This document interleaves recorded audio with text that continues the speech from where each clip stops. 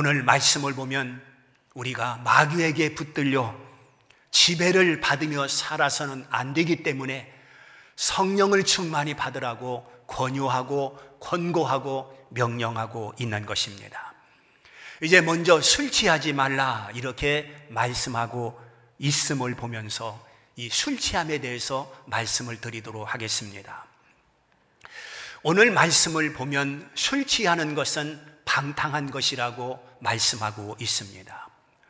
오늘날 술에 취해 사는 사람들이 너무도 많습니다. 술에 취하면 술에 이끌려 살게끔 돼 있습니다. 즉 술의 노예가 된다는 말입니다. 술의 사슬에 매여서 끌려가는 인생이 되는 것입니다.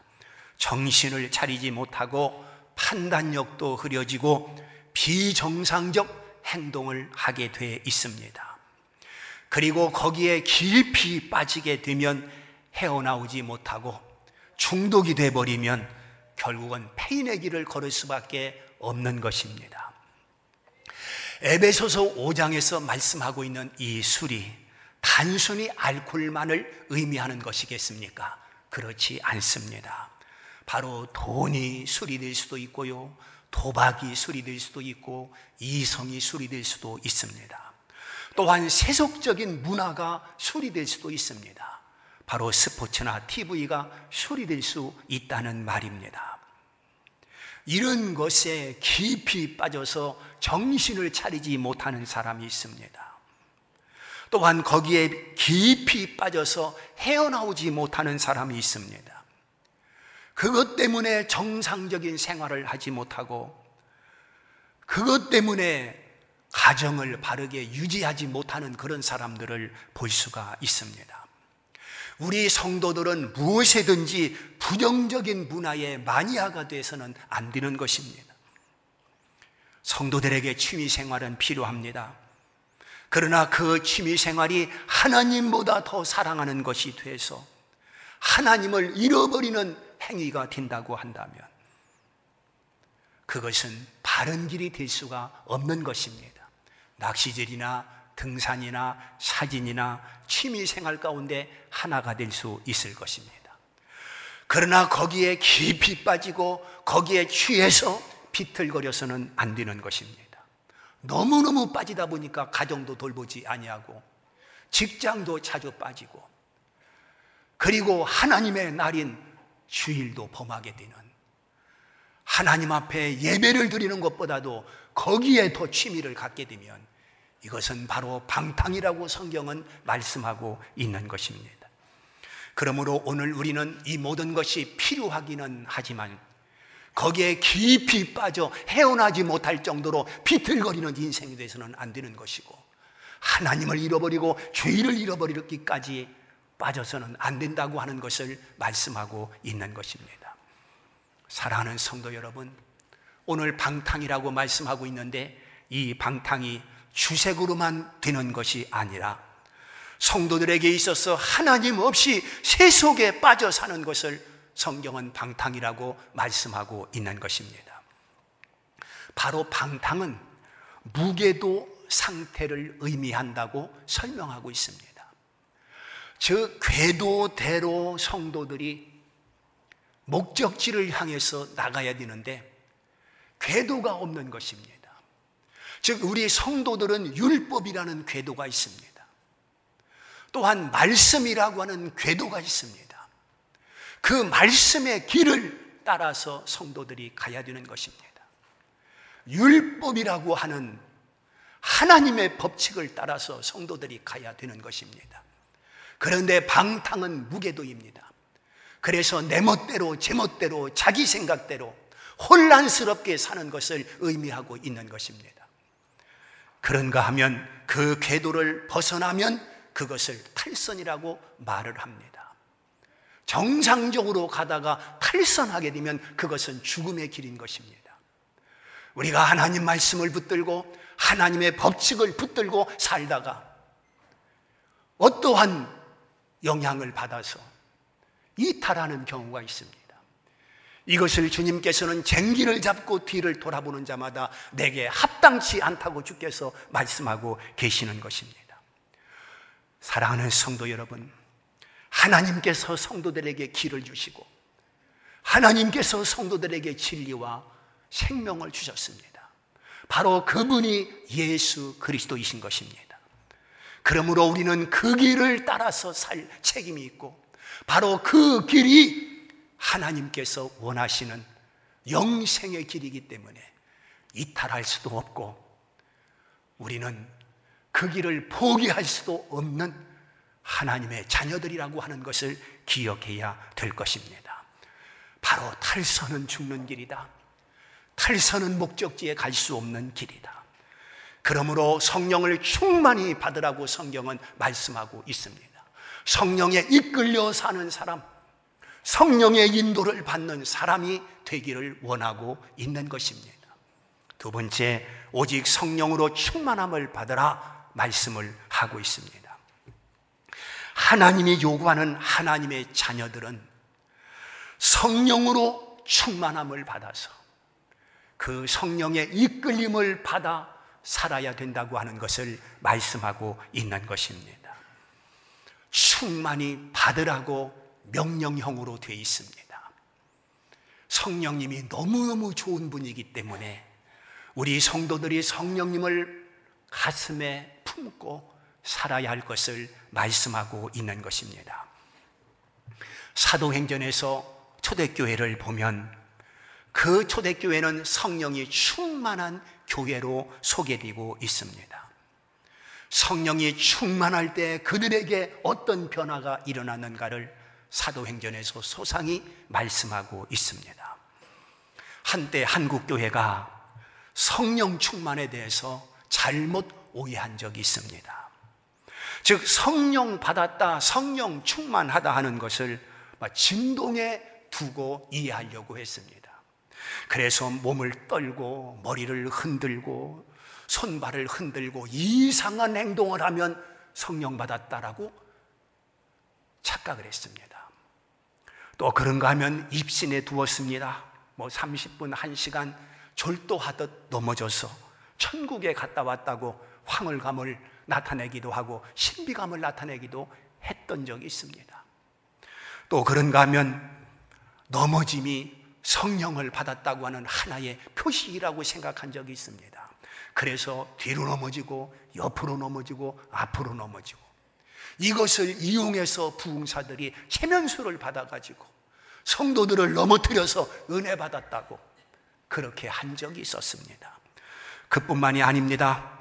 방언, 물론 성령의 은사 가운데 방언의 은사가 있습니다. 그래서 방언을 받아야만 성령 받은 것으로 강조하기 때문에 그 방언을 배워서 학습 방언, 그리고 마귀에게서부터 오는 마귀 방언, 이런 것도 성령 받은 것으로 착각하고 이상한 소리를 내면 성령 받았다고 잘못 판단한 적이 있다 그런 말입니다. 그러냐 하면 방사가 있습니다. 방언을 받아 쓴다는 것입니다. 전혀 글씨라고 할 수 없는 그런 것들을 써놓고 이 사람이 보면 이 사람대로 해석이 다르고 저 사람이 보면 저 사람대로 해석이 다르고, 어찌 이것이 하나님께로부터 온 것이겠습니까? 이런 성령 충만이라고 한다면 받을 필요가 있겠습니까? 내 자신에 무슨 유익이 있으며 하나님의 교회에 무슨 유익이 있겠습니까? 여러분, 성령은 인격적인 신이십니다. 그러므로 인격적으로 역사하시는 것입니다. 속지 마십시오. 성령 충만을 받으면 어떤 변화가 일어나는가 성경에서 크게 세 가지로 말씀을 하고 있습니다. 하나는 성령의 은사가 나타난다고 고린도전서 12장 8절 이하에 기록하고 있는 것을 볼 수가 있습니다. 거기 보면 지혜의 말씀으로, 지식의 말씀으로, 혹은 믿음으로, 혹은 예언으로, 혹은 병고침으로, 혹은 능력행함으로, 그리고 방언으로, 방언을 통역함으로 나타난다라고 밝혀놓고 있습니다. 성령이 충만할 때 이와 같은 은사가 나타난다는 것입니다. 두 번째, 성령이 충만하면 성령의 열매를 맺는다고 갈라디아서 5장 22절 23절에 밝혀놓고 있는 것을 볼 수가 있습니다. 바로 사랑의 열매입니다. 희락의 열매입니다. 화평의 열매입니다. 오래 참음의 열매입니다. 자비의 열매입니다. 그리고 양선의 열매입니다. 충성의 열매요, 또한 이제 절제, 온유의 열매로 말씀하고 있는 것을 볼 수 있습니다. 이런 긍정적인 열매가 성령 충만을 통해서 드러나는 것입니다. 여기 사랑이나 희락이나 화평이나 자비나 양선이나 이와 같은 열매들은 성도들의 성품을 나타내고 있습니다. 성도들이 하나님 앞에 나왔을 때, 그리고 성령을 충만히 받았을 때 어떤 모습으로 변화되는 것이 성경적인 변화며 바람직한 변화며, 그리고 하나님께로부터 오는 변화라고 말할 수가 있겠습니까? 바로 사랑으로 변화되고 온유로 변화되고, 또한 믿음으로, 그리고 참는 것으로 이렇게 변화될 것을 말씀하고 있는 것입니다. 세 번째는 무엇을 말씀하고 있습니까? 오늘 읽어드린 19절에서부터 21절까지 말씀을 보게 되면 거기 은혜가 드러나고 있습니다. 바로 시와 찬송이요, 또한 신령한 노래요, 하나님께 감사요, 그리스도를 경외하는 것이요, 피차 복종하라고 말씀을 하고 있습니다. 여기에 기록된 하나하나의 말씀은 성령 충만의 결과라고 봐야 될 것입니다. 오늘 이 말씀을 좀 더 구체적으로 조직화해서 말씀을 드리려고 합니다. 첫째는 성령이 충만하면 은혜 생활을 한다는 뜻입니다. 은혜 생활. 은혜 생활은 어떻게 생활하는 것이 은혜 생활이냐? 기쁨이 충만한 생활을 말하고 있습니다. 우울했던 사람이 기쁨으로 가득 채워지는 것입니다.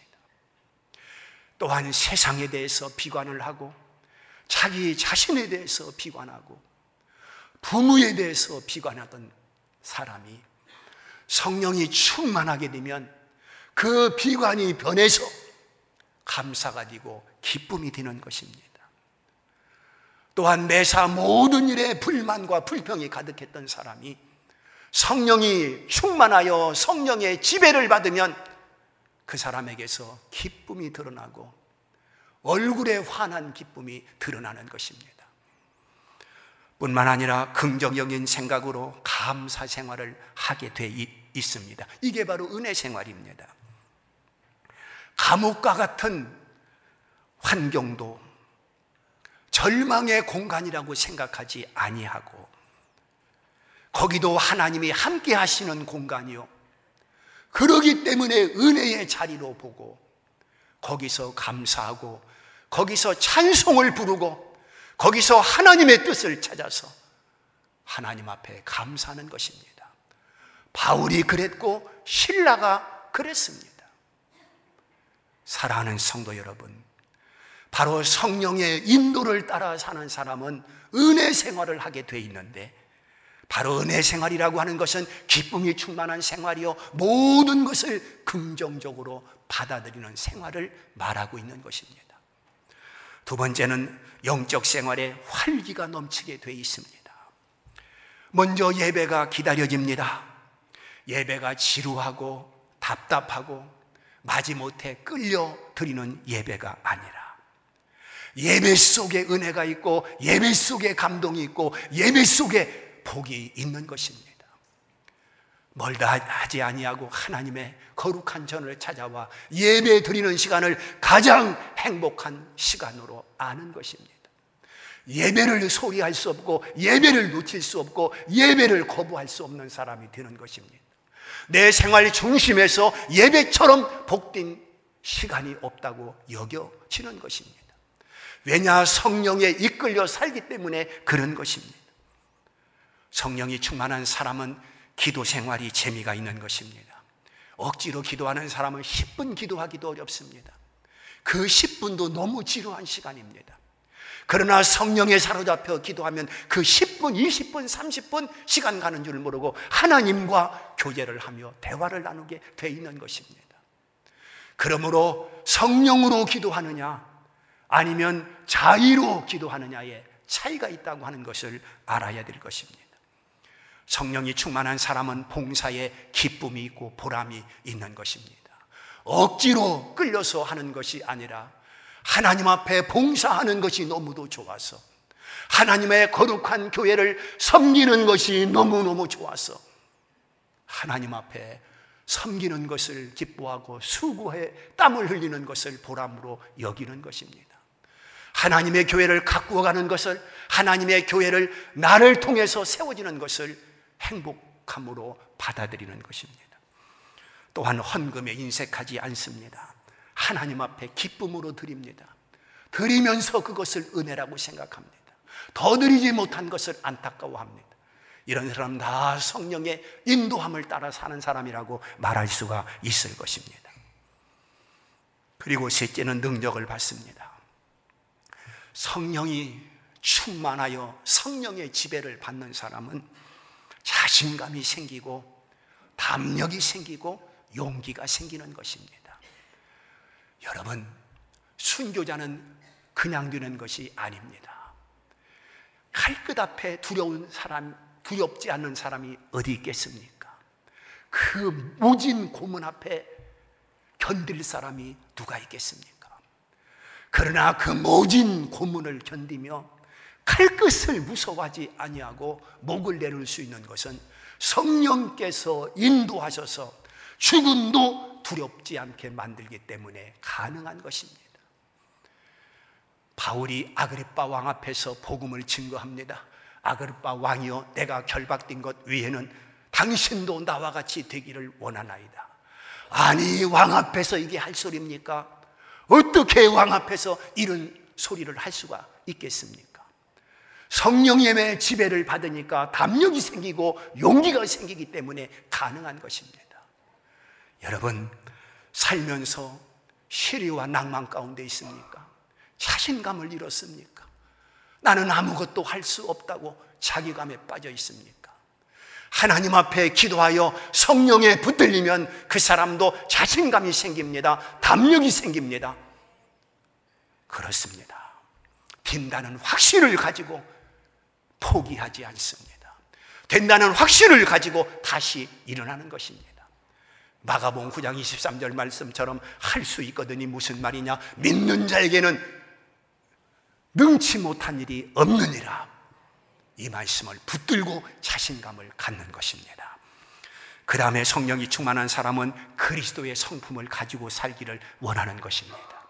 그리스도의 성품이 무엇입니까? 겸손입니다. 우리 하나님은 성도들이 겸손하게 살기를 원하고 있습니다. 겸손. 하나님은 겸손한 자에게 은혜를 주신다고 약속하고 있습니다. 그리고 교만은 멸망의 선봉이라고 말씀하고 있습니다. 그래서 사울이라고 하는 한 인물이 겸손할 때는 왕까지 하나님께서 세워주었지만, 그가 교만할 때는 하나님께서 끌어내려 패망의 길을 걷게 하신 것을 볼 수가 있습니다. 그러므로 사는 길이냐 죽는 길이냐, 그것은 겸손하냐 교만하냐에 따라서 결정된다고 하는 것을 우리에게 보여주고 있는 것입니다. 또한 그리스도의 성품은 온유입니다. 우리 예수 그리스도의 온유하면 성경에서 표현하기를 끌려가는 양, 털 깎는 양으로 표현하고 있는 것을 볼 수가 있습니다. 바로 여기 온유라고 하는 것은 모든 것을 받아들이는 넓은 마음을 의미하고 있는 것입니다. 이런 사람은 오해가 없습니다. 이런 사람은 원망이 없습니다. 이런 사람은 시기 질투도 없습니다. 모든 것을 끌어안고 소화시키기 때문에 그렇습니다. 우리는 그리스도 안에서 왜 다툼이 일어납니까? 그리스도 안에서 왜 분쟁이 일어납니까? 그리스도 안에서 왜 시기와 질투가 일어납니까? 온유라고 하는 그 성품이 소멸됐기 때문에 그렇습니다. 이제는 우리가 온유한 성품을 가지고 모든 사람을 가슴에 안을 수 있는 그러한 그리스도의 마음을 가져야 되는 것입니다. 또한 인내, 그리스도의 성품입니다. 우리 예수님은 십자가를 참으셨다고 히브리서에 기록을 해놓고 있습니다. 십자가를 참으신 그 예수님의 성품을 우리가 본받아서 성도들이 당하는 시련 참으십시오. 성도들이 당하는 환난 참으십시오. 성도들이 당하는 시험 참으십시오. 참을 때, 인내할 때 거기에 하나님의 약속한 은혜를 받을 수가 있는 것이며 하나님의 계획된 복을 성도들이 누릴 수가 있는 것입니다. 우리는 욥의 인내를 배워야 됩니다. 다니엘의 인내를 배워야 됩니다. 예수 그리스도의 인내를 배워야 됩니다. 한때는 제자들이 인내하지 못하여 예수 그리스도의 길을 가다가 포기했고 돌아선 적이 있었습니다. 그러나 예수 그리스도를 다시 만난 베드로는 죽음에 이르기까지 인내하여 승리자가 된 것을 보여주고 있는 것입니다. 성령이 충만하면 그리스도의 성품을 닮아 살아갈 수가 있는 것입니다. 그러면 다섯 번째, 성령이 충만하면 영혼을 뜨겁게 사랑하게 돼 있습니다. 여러분, 예수 믿지 않는 사람이 권력을 쥐고 휘두르고 있다, 그거 부럽지 않습니다. 예수 믿지 않는 사람이 동방석에 앉아서 황금 만능을 누리고 있다, 그거 부럽지 않습니다. 우리 눈으로 볼 때는 그 영혼이 불쌍합니다. 왜 그렇습니까? 돈 가지고 천국 가는 것이 아니고 권세와 권력 가지고 천국 가는 것이 아니라고 한다면 이슬 같은 인생 언젠가는 사라질 목숨인데 그것이 뭐 그리 대단하고 그것이 뭐 그리 중요합니까? 바로 예수 그리스도를 믿음으로 붙들고 사는 자, 하나님 나라가 약속되어 있으니 그것이 바로 복이지 않습니까? 그래서 우리는 예수 믿지 않는 그 영혼들을 불쌍히 여겨서 그들에게 복음을 제시하고 한 사람 한 사람의 영혼을 천하보다도 귀하게 여겨서 예수 그리스도를 소개할 수 있는 뜨거운 심장이 우리 안에서 일어나는 것입니다. 바로 성령이 충만한 사람은 예수 믿지 않는 사람에게 복음을 증거할 열정이 생기는 것입니다. 그리고 그 한 사람이 하나님 앞에 돌아올 때 천난을 얻은 것보다 더 기쁘고 감사하게 생각하는 것입니다. 이게 바로 성령께서 이끌어가는 인생이라고 하는 것을 알아야 될 것입니다. 그러면 교회가 달라집니다. 움직이는 교회가 됩니다. 움직이는 교회라고 하는 것은 살아있는 교회를 의미합니다. 하나님의 교회가 죽은 교회가 돼서는 안 됩니다. 시든 교회가 돼서는 안 됩니다. 가을처럼 떨어지는 낙엽이 돼서는 안 됩니다. 새봄처럼 약동하는 교회가 되어야 되는 것입니다.